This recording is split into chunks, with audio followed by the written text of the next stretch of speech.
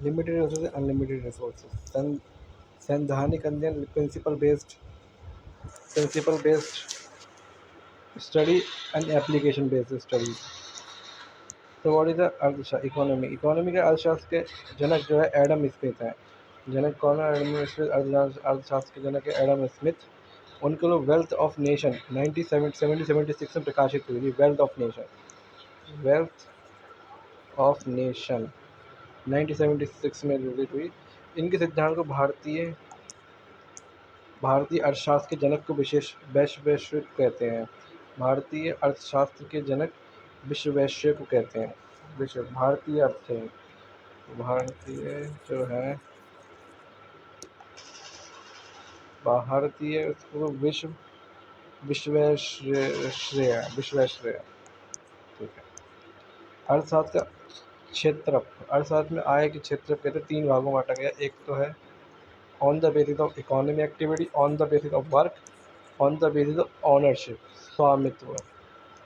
तो primary, secondary, tertiary, organise sector, unorganise sector कार्य के क्षेत्र में, and the publicly centre, private, joint, corporative sector. प्राथमिक में जब आय का स्रोत सीधे प्राकृतिक से जुड़ा हो तो प्राथमिक क्षेत्र, आय का स्रोत प्राकृतिक से जुड़ा हो तो कृषि, पशुपालन, मत्स्य, ये सब प्राकृतिक से जुड़े हुए हैं। द्वितीयक जब कारखानों शामिल हो तो निर्माण और विनिर्माण होता है, जैसे आटा चक्की, गन्ना मशीन, फैक्ट्री, सर्विस सेक्टर। तृतीय नौकरी और व्यापार सेवा, दुकान को भी शामिल करते हैं। नौकरी और व्यापार सेवा, नौकरी, व्यापार, सेवा। परिवहन हो गया, हॉस्पिटल, कोचिंग, नेता, खेल, कमर्शियल बैंक, ये सेवा सेवा व्यापार, ये सब इसका किया जाता है ये। तो ये सब इसके अंडर में आते टर्शरी वाले में। तृतीय सेक्टर के लोग बहुत कम होते हैं। ठीक है। तृतीय सेक्टर में लोग होते हैं किंतु आय बहुत अधिक होती है। जैसे जैसे लोगों का विकास होता है वे प्राथमिक क्षेत्र को छोड़कर तृतीय में चले जाते हैं। भारतीय अर्थव्यवस्था के प्रारंभ में किंतु वर्तमान में प्राथमिक क्षेत्र का योगदान 17%, द्वितीय 29% और तृतीय क्षेत्र का योगदान 55%। भारतीय अर्थव्यवस्था में मतलब तृतीय क्षेत्र में 55% जो इनकम स्रोत है वो 55 से होता है। संगठित क्षेत्र, जिसमें नौकरी का शर्त, समय और वेतन तीनों ही निश्चित हो, बड़े कंपनी, नौकरी, सरकारी का संगठित, रोजगार, रेलवे आदि। असंगठित, इसमें नौकरी का समय, वेतन तीनों अनिश्चित हो, सार्वजनिक, असंगठित, उद्योग, कृषि, दुकान। निजी क्षेत्र, इसके सभी क्षेत्र पर निजी व्यक्ति का हाथ होता है। निजी क्षेत्र होता है निजी, प्राइवेट लिमिटेड कहते हैं। इसका मुख्य उद्देश्य केवल लाभ कमाना होता है। पूंजी के आधार पर सबसे बड़ा प्राइवेट कंपनी रिलायंस है, जबकि हर क्षमता में सबसे बड़ी कंपनी कर की क्षमता में वह टाटा है। ठीक है।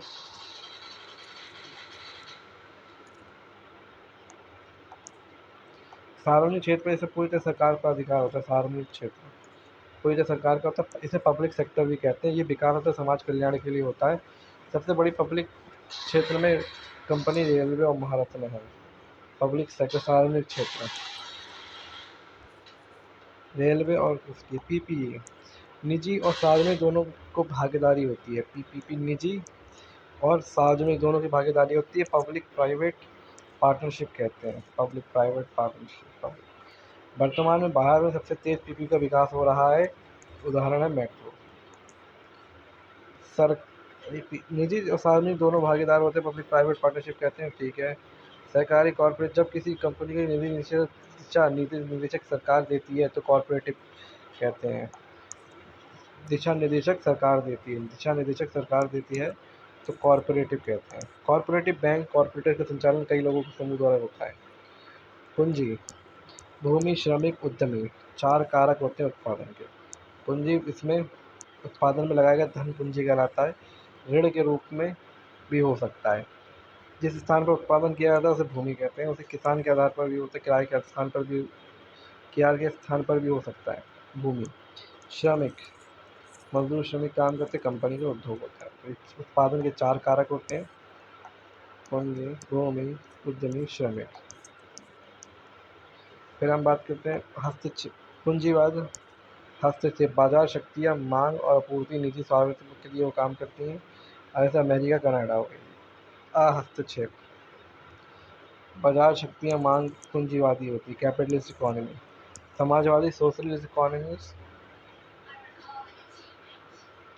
इसमें सरकारी का हस्तक्षेप स्वामित्व रहता है, गवर्नमेंट का रहता है। इसमें प्राइवेट का हस्तक्षेप रहता है, इसमें गवर्नमेंट का हस्तक्षेप रहता है, जैसे क्यूबा, उत्तर कोरिया आदि। और वैसे जिसमें सरकारी और निजी दोनों होते हैं, मिश्रित इकोनॉमी होती है, जैसे स्वीडन हो गया, भारत स्वीडन फ्रांस। एक मिनट। सो इसका एग्जांपल है अमेरिका कनाडा, क्यूबा उत्तर Korea, Bharat Sweden France. Scotland के अर्थशास्त्री को स्कॉटलैंड पूंजी अर्थशास्त्री कैटलिस्ट। स्कॉटलैंड के अर्थशास्त्री एडम स्मिथ ने इसके बारे में बताया। द वेल्थ ऑफ नेशन 1976 में इसका जो हुआ वो किताब में लिखी गई थी, द वेल्थ ऑफ नेशन। इसे अर्थव्यवस्था के जनक भी कहा जाता है। हस्तक्षेप का सिद्धांत दिया था उन्होंने। विशेषता, अधिकतम लाभ, आर्थिक स्वतंत्रता, उपभोक्ता के पास विकल्प, आर्थिक समानता। पूंजी अर्थव्यवस्था, इसमें 4 कारकों पर निजी व्यक्ति का अधिकार हो, उसे पूंजीवादी अर्थव्यवस्था कहते हैं।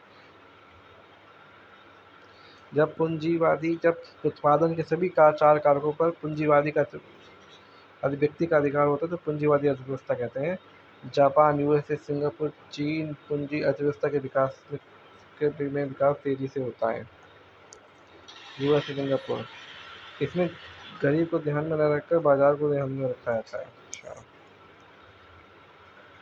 फिर आते हैं समाजवादी अर्थव्यवस्था। इसको जो जर्मन के दार्शनिक कार्ल मार्क्स ने दिया था।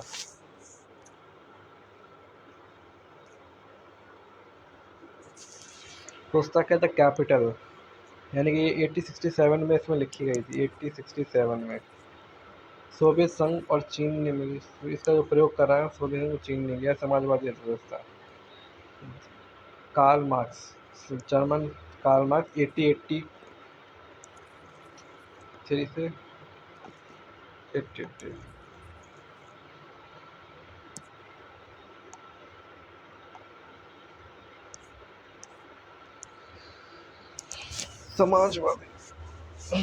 समाजवादी अर्थव्यवस्था, जब उत्पादन के 4 कारकों पर सरकार का अधिकार हो तो समाजवादी अर्थव्यवस्था कहते हैं। अगर सरकार का अधिकार है तो समाजवादी, और सरकार का स्वामित्व होता है। सरकार अर्थव्यवस्था और आर्थिक किराए, उत्पादन, उपभोग, वितरण, विनिमय को संचालित करती है। ऐसे कि कौन कौन सी हैं? सोवियत संघ हो गया, वियतनाम, क्यूबा, उत्तर कोरिया, और भारत नहीं है। ब्रिटिश अर्थशास्त्री जॉन मेनार्ड केन्स। अब आता है मिश्रित। ये मिश्रित किसने लिखा? ब्रिटिश अर्थशास्त्री जॉन मेनार्ड केन्स ने। ब्रिटिश अर्थशास्त्री जॉन मेनार्ड केन्स ने पुस्तक में the general theory of employment in interest and money, the general theory of अप्लाइमेंट,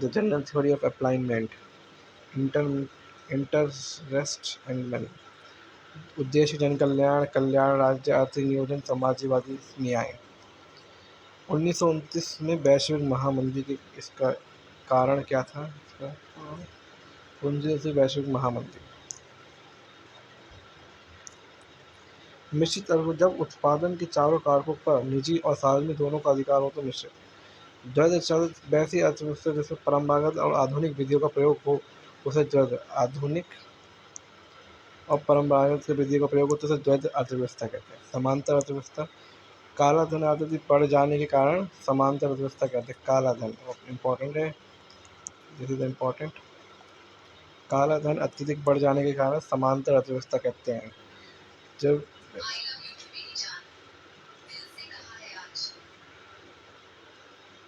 इसमें मौद्रिक नीति कम प्रभावी होती है। काला धन वैसे तो जैसे टैक्स नहीं दिया था, काला धन कहलाता है। मौद्रिक आय, किसी श्रम के बदले मिले धन को मौद्रिक आय कहते हैं। किसी श्रम के बदले मिले धन को मौद्रिक आय कहते हैं। प्रयोजन आय, मौद्रिक आय में से टैक्स को घटाने के बाद बचे धन को प्रयोज्य आय कहते हैं। फिर प्रयोज्य आय हो गया। मौद्रिक आय हो गया। वास्तविक आय प्रोज्य आय में भी इसे देनदारी और ऋणात्मक को हटा देने पर बचत धन आपका वास्तविक आय कहलाता है, जो कि महंगाई के बढ़ने पर वास्तविक आय घट जाता है। महंगाई बढ़ेगी तो वास्तविक आय घटने को कम करेगा, कम हो जाएगा।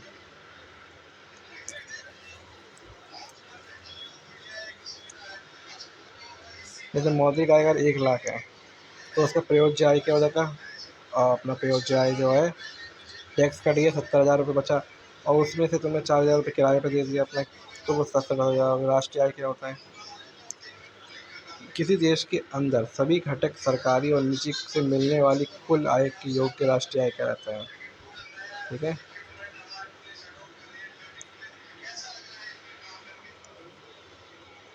राष्ट्रीय आय एनएनपी प्रत्यक्ष कर, अप्रत्यक्ष कर को हटा दिया जाए। भारत में राष्ट्रीय आय की गणना केंद्रीय सांख्यिकी संगठन द्वारा की जाती है, स्टैटिकल। इसकी स्थापना 1951 में हुई थी। 23 जून को सांख्यिकी दिवस मनाया जाता है। पीसी महालनोबिस चमन दिवस था। ठीक है, तो ये अपना इम्पोर्टेंट है। पीसी महालनोबिस 29 जून को मनाया गया। सांख्यिकी दिवस केंद्रीय सांख्यिकी संगठन द्वारा मनाया जाता है। भारत में प्रतिकलित आय की गणना 1968 में दादा भाई नौरोजी ने इस समय भारत की प्रतिकलित 20 लाख 20 रुपये निकालना था क्या प्रतिलेखित आय। इन्होंने पुस्तक poverty of British rules India लिखित है, यह भी बहुत ही इम्पोर्टेंट है। Dadabhai Naoroji 1968, poverty of British in India, 20 रुपये निकाला। फिर आगे बढ़ते हैं। वर्तमान में भारत का प्रति व्यक्ति आय 1,12,000 है। ठीक है सर, ठीक है। प्रति व्यक्ति भारत का